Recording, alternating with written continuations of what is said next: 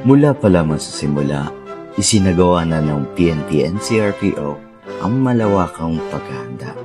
Mula sa COMELEC checkpoints, election security assessments, hanggang sa intelligence coordination, lahat ay sinagawa para tiyakin ang kaligtasan ng bawat botante.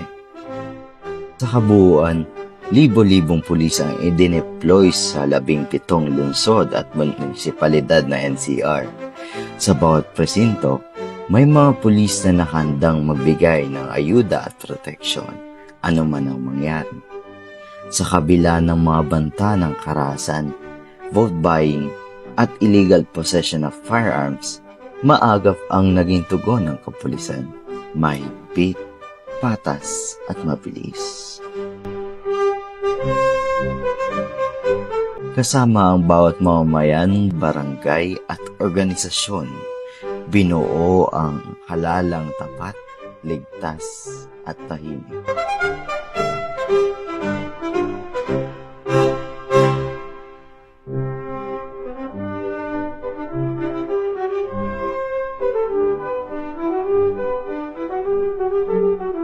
Dahil sa sipag, husay at malasakit ng PNP-NCRPO, nagwagi ang bayan sa halalang 2025. Ito ang serbisyo, ito ang kapulisan, ito ang tagumpay ng mamamayan.